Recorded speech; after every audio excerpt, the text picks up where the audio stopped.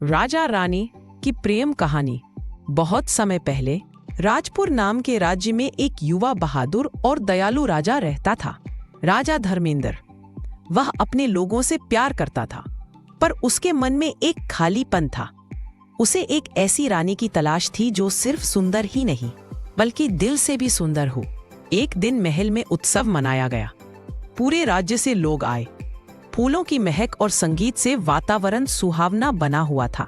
उसी भीड़ में राजा की नजर एक युवती पर पड़ी, रानी अवंतिका। वह साधारण कपड़ों में थी, पर उसकी मुस्कान मानो सूरज की पहली किरण।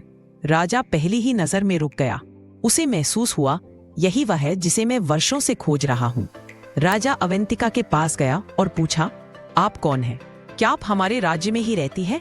अवंतिका ने हल्की हंसी के साथ जवाब दिया, मैं नदी किनारे फूल बेचने वाली एक साधारण लड़की हूँ, महाराज। राजा ने उसकी आंखों में झांका।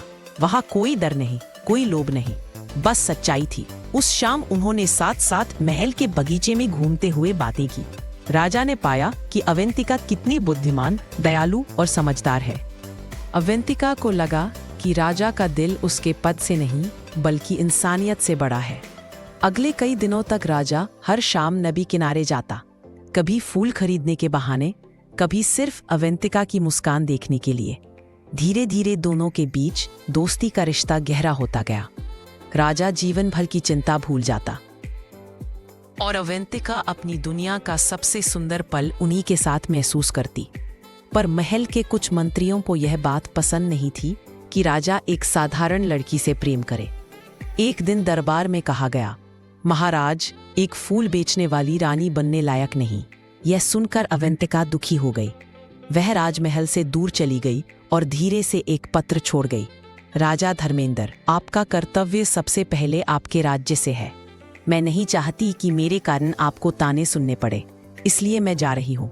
राजा पत्र पढ़कर टूट गया। उसने महसूस किया कि प्यार किसी पद से नहीं, दिल से होता है।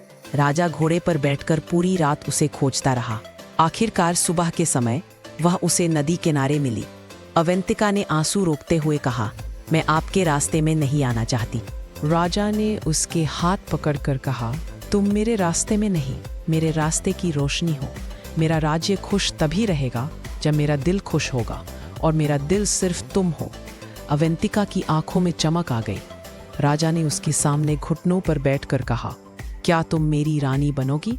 अवंतिका ने धीरे से सिर हाँ में हिला दिया। कुछ ही दिनों बाद महल में भव्य विवाह हुआ। लोगों ने देखा कि अवंतिका रानी बनने के बाद भी पहले जैसी विनम्र और दयालु रही। राजा और रानी दोनों मिलकर राज्य को और भी खुशहाल बनाने लगे, और यूं उनका प्रेम राज्य की सबसे खूबसूरत कहानी बन गया।